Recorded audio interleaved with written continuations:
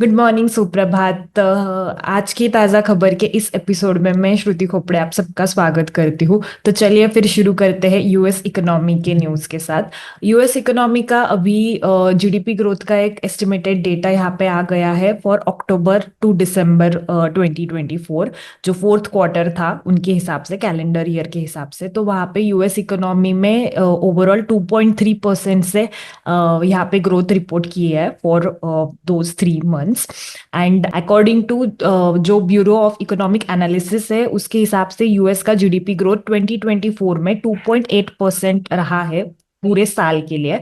अगर हम 2023 से ये रेट कंपेयर करेंगे तो वो 2.9% था। तो थोड़ा सा 2023 से यहाँ पे बिलो एक ओवरऑल ग्रोथ रिपोर्ट किया है। बट जबकि बहुत सारे इन्फ्लेशन वहाँ पे क्राइसिस या फिर कंज्यूमर स्पेंडिंग सबड्यूड हो गई थी यूएस में, उसके बावजूद भी अच्छा खासा ये स्ट्रॉन्ग एक ग्रोथ यहाँ पे यूएस इकोनॉमी में लास्ट जो फोर्थ क्वार्टर था उसमें रिपोर्ट किया। इसका मेजर रीजन ये भी बताया जाता है कि हॉलीडे सीजन था, तो उसकी वजह से रोबस्ट कंज्यूमर स्पेंडिंग वहाँ पे हुई थी, जिसके कारण ये ग्रोथ ओवरऑल रिपोर्ट हुई है।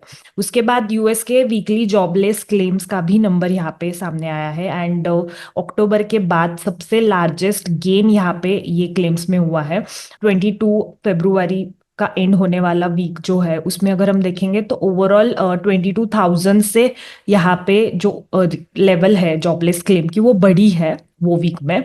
अभी ओवरऑल 2,42,000 जॉबलेस क्लेम्स यहाँ पे रिपोर्ट किए गए हैं जो लेबर डिपार्टमेंट है उसको। ओवरऑल अक्टूबर के बाद ये हाईएस्ट एवर गेन यहाँ पे एक रिपोर्ट किया है, जो कि थोड़ा सा ऐसा लगता है कि अभी भी जॉब्स के रिलेटेड यूएस में जो स्ट्रेन है वो कंटिन्यूअसली दिख ही रहा है। उसके बाद नेक्स्ट न्यूज है ऑयल प्राइसेस के रिलेटेड। मिस्टर ट्रम्प इन्होंने जो टैरिफ का डिक्लेरेशन किया था कनाडा और मैक्सिको मैक्सिको के लिए, तो उसकी डेट्स उन्होंने बताई है, जिसके बाद ओवरऑल ऑयल प्राइसेस में एक राइज यहाँ पे दिखा है। जो उन्होंने टैरिफ्स बोले थे 25% कनाडा और मेक्सिको के लिए, वो 4 मार्च से एप्लीकेबल हो गए, ऐसे उन्होंने बोला। मेजरली ये टैरिफ्स, अगर याद रहेगा सबको कि ड्रग का इनफ्लो यूएस मार्केट में रोकना था, इसकी वजह से ही उन्होंने ये टैरिफ्स लगाए थे। प्लस चाइना भी अभी एक additional 10% tariff on top of existing जो 10% था वो फेस करेगा, एज पर जो उन्होंने अनाउंसमेंट्स की है उसकी वजह से। एंड ऐसा भी बहुत मतलब अभी जो यूक्रेन और रशिया का पीस डील भी चल रहा है, जो वॉर के रिलेटेड उनका पीस डील चल रहा है, तो वहाँ पे थोड़ा बहुत मिस्टर ट्रम्प इनका इन्वॉल्वमेंट है, तो उसकी वजह से भी ओवरऑल ऑयल प्राइसेस पे एक निगेटिव इम्पैक्ट दिख रहा है। नेक्स्ट बात करेंगे इंडियन इकोनॉमी की न्यूज़ की। तो इंडिया का जीएसटी कलेक्शन का डेटा यहाँ पे जनवरी के लिए आ गया है। उसके अकॉर्डिंग जो ओवरऑल कलेक्शन है जनवरी में 12.3% से ग्रॉस लेवल पे बढ़ा है। अगर नेट राइज देखेंगे तो 10.9% का सिग्निफिकेंट राइज यहाँ पे रिपोर्ट हुआ है। प्लस जो हम दिसंबर से ये नंबर्स अगर कंपेयर करेंगे तो दिसंबर में एक स्लोअर ग्रोथ रिपोर्ट हुई थी, उसके बाद अच्छा खासा यहाँ पे राइज जीएसटी कलेक्शन में जनवरी में दिखा गया है। जो मैन्युफैक्चरिंग का पीएमआई है वो भी इंक्रीज हुआ है 57.7 जनवरी में। प्लस जो सर्विसेज का पीएमआई है वो भी अच्छा खासा 56.5 पे रिपोर्ट हुआ है। तो ओवरऑल मैन्युफैक्चरिंग और सर्विस लेवल की इंडस्ट्रीज दोनों में ही एक एक्सपेंशन यहाँ पे दिख रहा है, ये दोनों नंबर्स के अकॉर्डिंग। एंड जो हेडलाइन इन्फ्लेशन है वो भी अभी मॉडरेट हो चुका है 4.3% से, मेनली बिकॉज ऑफ थोड़ा बहुत एग्रीकल्चर सेक्टर में भी अच्छा खासा यहाँ पे ग्रोथ रिपोर्ट किया है। जो रबी का जो सोइंग हुआ है फॉर 2024-25 सीजन का, वो 104% ऑफ नॉर्मल एरिया हुआ है।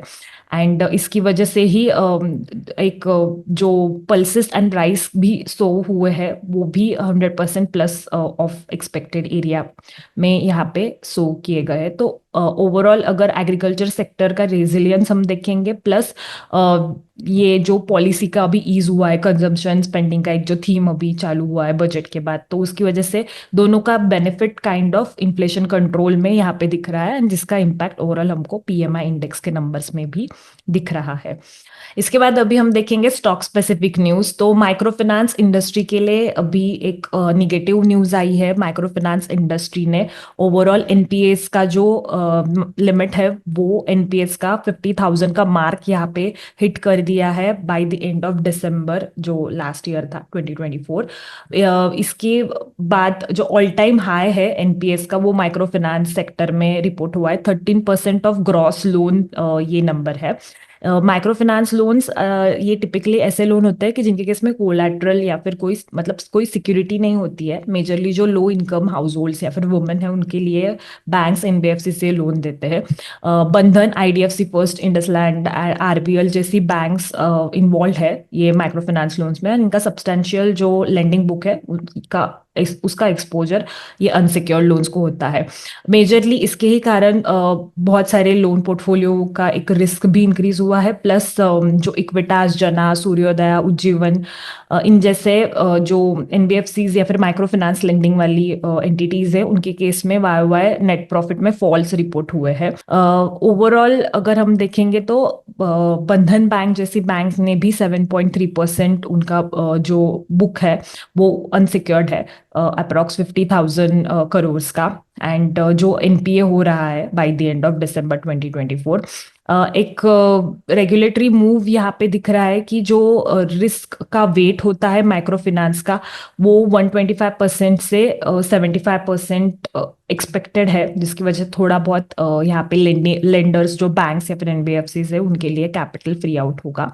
बट ओवरऑल एक ये बोल सकते हैं कि बहुत सारी बैंक्स एनबीएफसीज को एक ये एनपीएस की वजह से लॉसेस यहाँ पे रिपोर्ट करने पड़े हैं Q3 में। इसके बाद ओला इलेक्ट्रिक के रिलेटेड एक इंटरेस्टिंग न्यूज है। कंपनी ने यहाँ पे अभी उनके जो रीजनल वेयर हाउसेस है उनको बंद कर दिया है। एंड कंपनी ने ऐसा भी अनाउंस किया है कि जो 4,000 रिटेल स्टोर्स है वो अभी ओवरऑल वो यूज करेंगे व्हीकल की इन्वेंट्री स्टोर करने के लिए या फिर स्पेयर पार्ट, एक्सेसरीज और लास्ट मिल अगर कुछ इनको लास्ट माइल अगर कुछ डिलीवरी देना है तो उसके लिए। इसकी वजह से कंपनी का ओवरऑल ऐसा मानना है कि EBITDA जो मार्जिन है, EBITDA ऑपरेटिंग लेवल पे जो प्रॉफिट मार्जिन होते हैं वो बढ़ेंगे बाय ऑलमोस्ट 10%। प्लस जो इन्वेंट्री मैनेजमेंट है कंपनी का वो भी बढ़ेगा। Faster they will be able to deliver the vehicle to the customers. Mainly इसकी वजह से कंपनी के प्रॉफिटेबिलिटी में 30 करोड़ रुपीस सेव हो गए, ऐसे कंपनी ने बोला है। एंड जो फेब्रुवरी के भी नंबर्स है वो 25,000 प्लस नंबर्स कंपनी रिपोर्ट करने वाली है, ऐसा भी उनका बोलना है। क्योंकि ईवी मार्केट के केस में अगर देखा जाए तो ओला एक लीडर है, मतलब अच्छा मूव है कंपनी के लिए। क्योंकि इसकी वजह से इन्वेंट्री का जो पाइपलाइन है वो भी कंपनी का रिड्यूस हो रहा है 15 डेज पे, पहले जो 30 डेज था। प्लस डिलीवरी की टाइमलाइंस भी 4 to 5 डेज हो गई है जो पहले 10 डेज थी। तो ये एक अच्छा मूव कंपनी ने यहाँ पे लिया है ओवरऑल व्हीकल सेल्स के केस में। इसके बाद डोमेस्टिक एयर ट्रैफिक के भी यहाँ पे नंबर्स आए हैं जो 11% से बढ़ा है जनवरी में। एंड इंडिगो यहाँ पे बाजी मार जाता है क्योंकि अगेन 65.2% का शेयर से इंडिगो यहाँ पे टॉप पे आया है। जो डोमेस्टिक एयर ट्रैफिक था वो इंडिया में 11.28% से जनवरी में बढ़ के 14.6 मिलियन पैसेंजर्स ने ट्रैवल किया है। अगर हम सेम नंबर कंपेयर करेंगे पिछले साल से, यहाँ पे इंडिगो का मार्केट शेयर बढ़ा है 65.2% पे। वैसे ही एयर इंडिया का जो ओवरऑल ग्रुप का शेयर है वो डिक्लाइन हुआ है 25.7%। Akasa air and spice jet ने भी यहाँ पे मार्केट शेयर इंक्रीज किया है 4.7 एंड 3.2% का ओवरऑल। अगर हम पैसेंजर्स के नंबर्स के हिसाब से बात करेंगे तो ओवरऑल जनवरी 2025 में 14.6 मिलियन पैसेंजर्स यहाँ पे पैसेंजर्स ने ट्रैवल किया है, जो जनवरी 2024 में 13.13 मिलियन था। तो ओवरऑल जो 11% का ग्रोथ है वो ऑन वाई वाई बेसिस यहाँ पे रिपोर्ट हुआ है। इंडियन फार्मा सेक्टर के रिलेटेड अभी एक न्यूज है। ओवरऑल ये सेक्टर में 9% आउटसोर्स जो एक्सपोर्ट होता है इंडियन फार्मा में उसमें 9% ग्रोथ रिपोर्ट की है, जो ग्लोबल एवरेज है एक्सपोर्ट का उससे भी ये ज्यादा है ग्रोथ नंबर्स। ये एक मैकेंजी की रिपोर्ट है, उसके अकॉर्डिंगली इंडिया 20% जो ग्लोबल डिमांड है जेनेरिक के केस में वो मीट करता है, जिसमें यूएस का 40% एंड यूके का 25% डिमांड यहाँ पे इंडिया के थ्रू मीट होता है। इसके मेजर रीजंस ये है कि इंडिया 30 to 35% कॉस्ट एडवांटेजियस है इंडियन मैन्युफैक्चरर्स के लिए ये ड्रग्स प्रोड्यूस करना as compare to US and European manufacturers, because एक तो लो लेबर कॉस्ट है, प्लस एफिशिएंसी भी अच्छी खासी इधर की कंपनीज ने इंप्रूव की है, एंड थोड़ा बहुत डिजिटल एडॉप्शन भी किया है। अगर हम ओवरऑल इंडियन फार्मा इंडस्ट्री की बात करेंगे तो वो 8% कैगर पे बढ़ रही है, जो ग्लोबल एवरेज से डबल है। दिस इज मेनली बिकॉज जो एपीआईज है उनमें इंडियन कंपनीज का यहाँ पे एक अच्छा खासा कैपेबिलिटी है स्ट्रेंथनिंग करने में उनको, एंड बायोटेक्नोलॉजी का यूसेज भी है। प्लस जो इमर्जिंग ट्रीटमेंट्स है जैसे कि cell and gene therapy, monoclonal antibodies, ये इंडस्ट्री 13 to 14% कैगर पे बढ़ रही है, जो कि कन्वेंशनल इंडस्ट्री के ग्रोथ से ज्यादा है। तो इसकी ही वजह से ओवरऑल ये एक्सपोर्ट्स यहाँ पे बढ़ते हुए दिख रहे हैं। प्लस इंडिया ने यूएस के जो नंबर से FDA registered generic manufacturing sites के, वो भी यहाँ पे बढ़ते हुए दिख रहे हैं। 752 एफडीए अप्रूव्ड साइट्स यहाँ पे है, plus 2050 WHO GMP certified, 286 EDQM approved plants as of 2024 India में है। तो ये प्लांट्स के नंबर्स में भी एक सर्ज होता हुआ दिख रहा है, कि जिसके कारण ही एक quality proper Indian pharma company जो है वो मेंटेन कर पा रही है in case of generic. I hope आपको ये आज की ताज़ा खबर का एपिसोड अच्छा लगा होगा। मुझे कमेंट सेक्शन में ज़रूर बताइएगा कि आपको ये कैसा लगा। Thank you so much.